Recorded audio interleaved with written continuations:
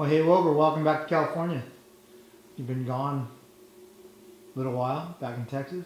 I've been, all over the place. I've been up in Northern California. I went home to Texas to go see my family. I haven't been back since Christmas, so, there wasn't much time anyway. I mean, normally it'd just be outdoor right after, straight from Supercross from Vegas, but I unfortunately had some downtime. So, in between doctor's visits and stuff like that, I flew back and hung out with them for a few days. Mm-hmm. Are you all healed up now? Your hands fine? I rode yesterday for the first time, and it feels like I took 6 months off, the way my body feels today. So, not so much the hand, just all over. And you forget that you even have these kind of muscles or any muscles that are sore. You don't even realize you have them until you go ride again. Maybe you're actually sore from your 100-mile dirt road ride. That could be. I could be still feeling the remnants of that. So, we haven't talked since Vegas, dude, but congratulations on the title. You did it. Yeah, it was. It wasn't without it coming down to the last final seconds. It didn't feel like, I thought that it's a bummer because all day I felt like I had control. I felt awesome in the first practice, including the second one up until the final 25 feet. I just made a stupid mistake and second guessed myself in a whip section, and it cost me big time. And then, man, that main was awesome too, though. We were all battling right there. Tyler was right there. Marvin came through, and like lap 10, I think he passed me. And it was all I had, so I didn't really, nothing I could really do. I wanted to fight back as much as I could, but my hand was feeling pretty weak at that point. So when you crashed in practice, it was a big yard sale, right? I mean, did you know right away that you were hurt? The video showed you talking to Doc Bodner about your hand. Yeah, it's tough because there's so much adrenaline and so much I'm not hurt going through your mind that it's tough because when I got up, I'd hit both my hands and my shoulder, so for me, my shoulders have always been an issue. So I got up, and once I realized my shoulder was okay, it was kind of like a relief anyway in its own right, because I drilled that thing right into the whoop. And my head, too. My head was fine. I hit it pretty nicely.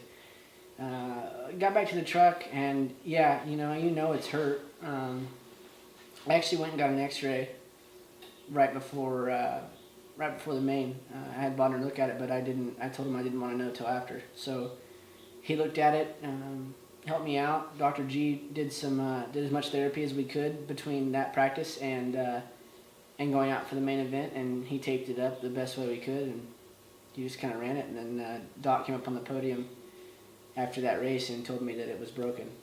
So he didn't tell you it was broken? No, I asked him not to. I didn't want to know because it was something to me that if it's broke, I'm racing. If it's not, I'm racing. So it was something that, to me, it was better to leave it a question mark and just go out there. And I feel like if he said, "Oh, it's broken," your morale's gonna get brought down a little bit. So I just tried to keep upbeat, I'm just gonna get through it. I kept telling myself it's 15 minutes. Like if I can get through 15 minutes, I can be a champion. So, yeah. Was there any sort of deja vu back to the Anaheim 1 when you broke your hand? A little bit because I got up and I'm like, you know what, I had some crashes during the year, but nothing that serious, nothing to where I broke anything or was really even that bad off. So it was kind of crappy because I'm sitting there and I'm like, man, my day has gone my way all day, and then to feel like this and to you start letting second guessing come into your mind and everything like that about the main event, because I was honestly nervous going out for my parade lap. Going, man, I don't know if I can hang on.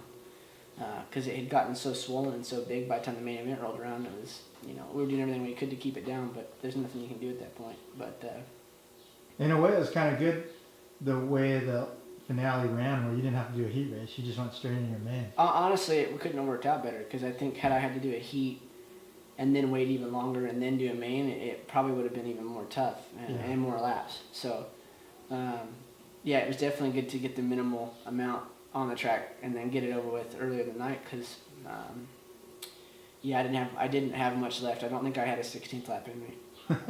Was there a lot of pain involved in riding, like every bump, every whoop? It wasn't that bad until I'd say like 7 or 8 and on. I made a couple mistakes, and then it was like every bump, and then when you come back in the stadium and everything your bike has, launching that single to flats, that was the worst part. Yeah. As long as I cleaned the jump and downsided it, it wasn't really that painful. But it was like when you make a little mistake and mistime something where you clip or over jump, that's where it didn't feel that good. In the race, were you kind of like going, what the heck, dude? What Tyler Bowers is pulling away, or?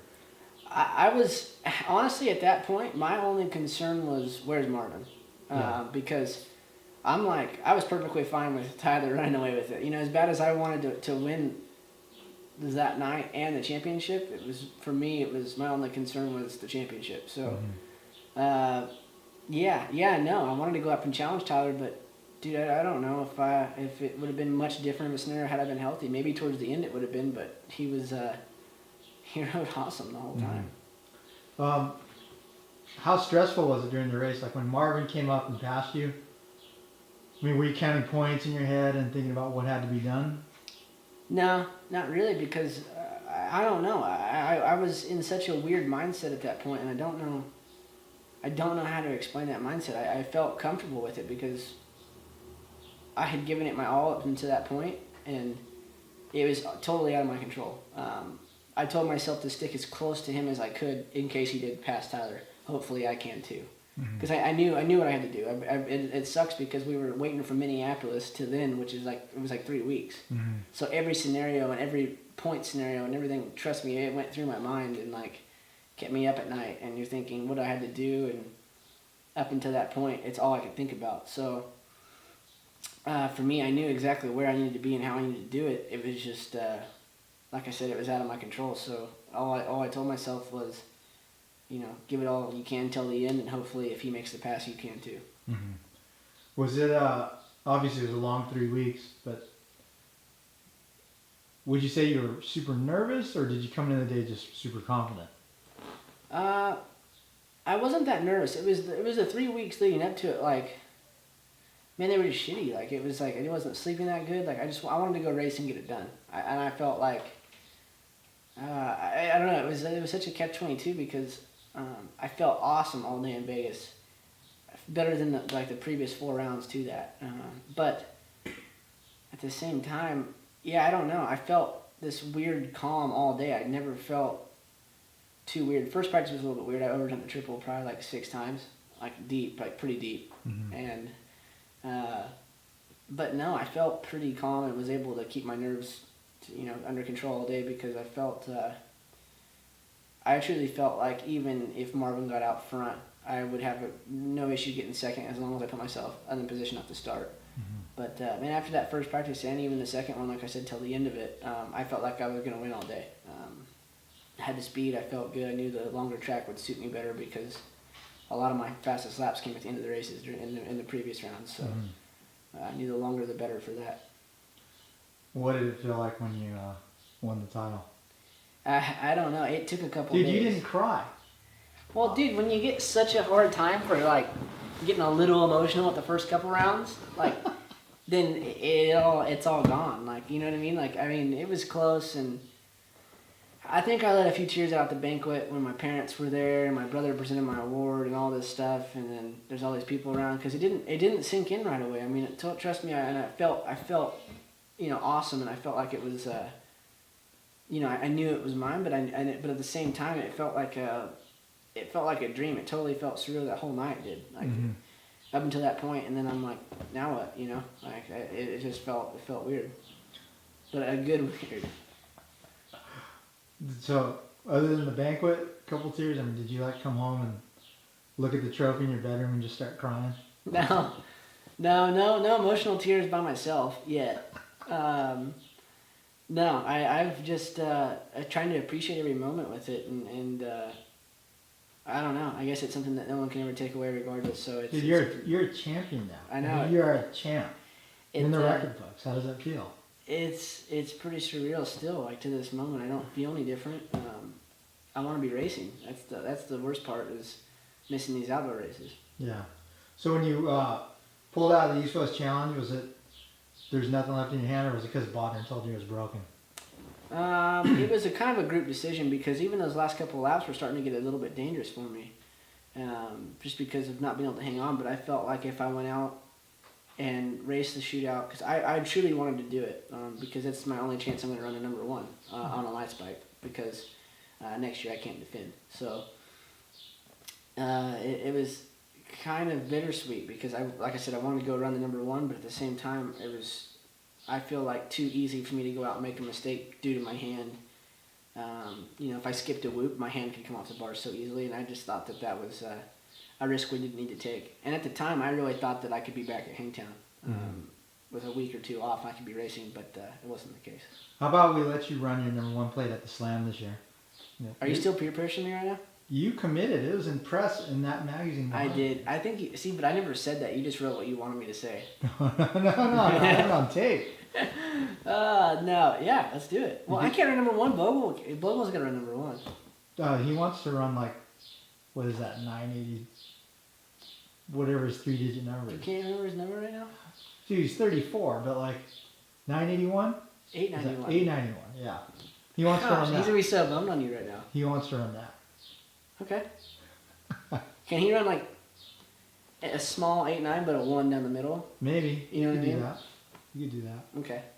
All right, so when you ate shit in Vegas, I mean, you said you hit your head hard too. I mean, you're in that new 6D helmet. That's you kind of changed the way people think about helmets. I mean, I'm sure you have a testimonial or two about how it's worked for you.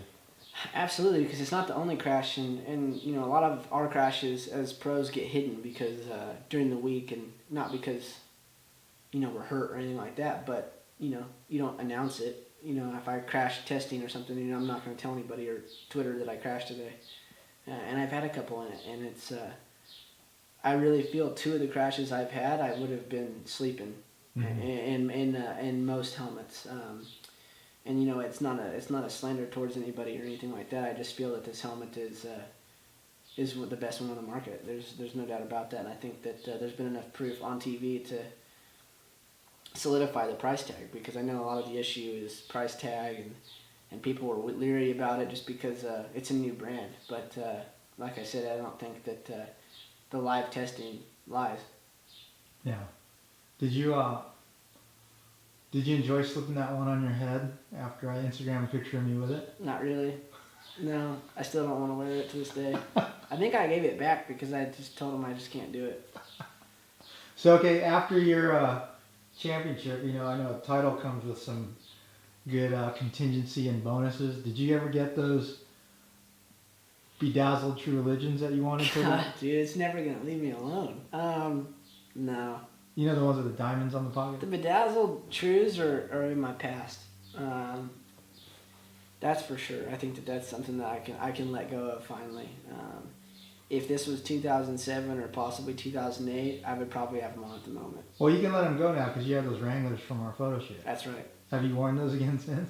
Did you I don't take them think back so. to Texas with you? No. They're here. No, they're here.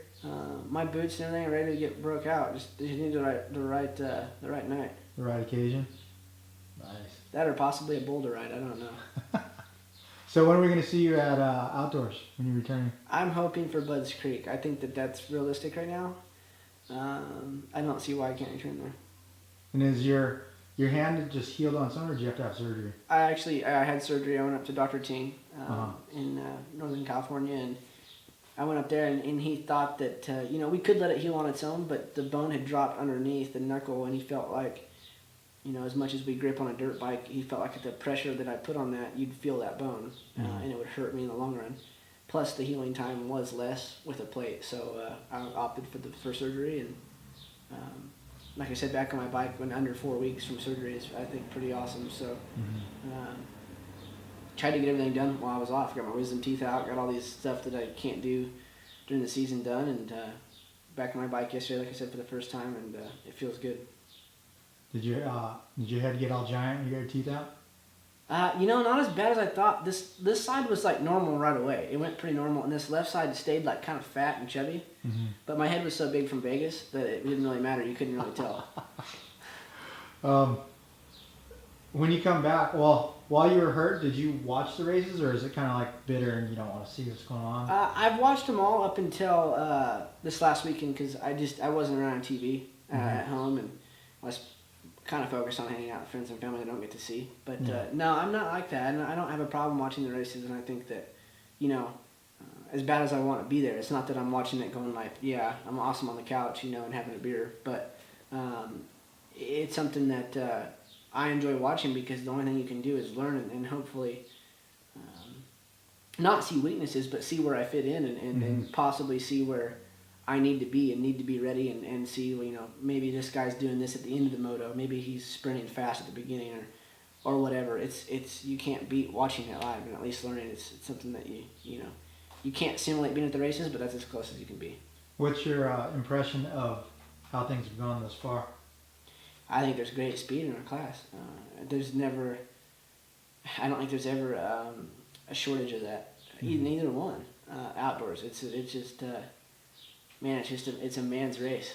So I look forward to being up there and trying to get up front. I think that you know, there's always 5-6 guys that are going to be tough to beat, and you know, everyone's tough to beat. There's 40 fast guys, but there's 5 or 6 that are separate from the field, and I'd like to go make it 6 or 7. So I look forward to trying to go and mix it up front with those guys. Yeah, where do you see yourself fitting in? Like, I know it's got to be impossible to watch the races and not think, oh, I'd be right there. Yeah, no, everyone will, and it's always easy to be on the couch and be like, man, I can beat that guy, you know, and to put yourself in that scenario or whatever. It's always easy to do that, but I truly feel how I ended my season last year, and you know, I think that it was just as competitive, if not more, last year, just because of, you know, having Barsha in there, but I really feel like I should be able to, if I come back prepared and ready, which I don't plan on coming back unprepared. So I think that slip right inside the top 5.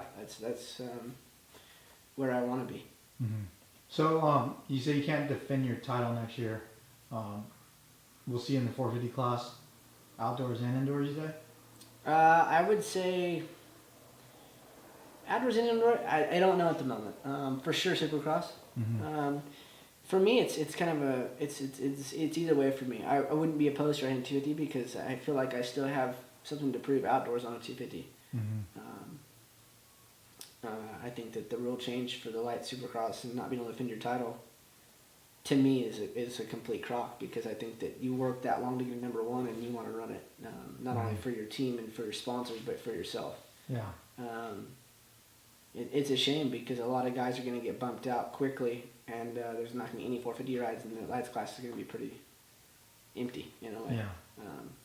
So to me, other guys can ride 12 years in the lights class, but if you ride 3 and win a title, you're out. So it's a shame, but no, I think that I look forward to moving up to the 450. It's not that I don't want to be there. I think that that's where everyone's ultimate goal is. I'd like to run that number 1 for a year. Mm-hmm. Will you be a Factor Connection or rather Geico next year again? Well, I would love. That's where I would love to be, and we're working on that at the moment. But you know, nothing is set in stone, obviously. But that's where I want to be. They've been a family to me. They stuck behind me through a lot of downs in my career. I've had plenty of that, but they really stuck behind me through, I would say, the toughest part of my career, because I didn't ride for 9 months. So ultimately, that's where I'd like to be. Cool. So between now and Buds, it's just a bunch of riding and training and getting ready to come back, huh? Yeah, I mean, I think that, you know, I was on my bicycle right away from my hand, like in a brace. It's not hard to keep going on that, but it's so hard to simulate outdoor training on a dirt bike. So for me, it's just kind of get my body back into it and just put the time in. Mm-hmm. So you got all these bicycles behind you. Do you spend more time on the road or dirt, mountain bike?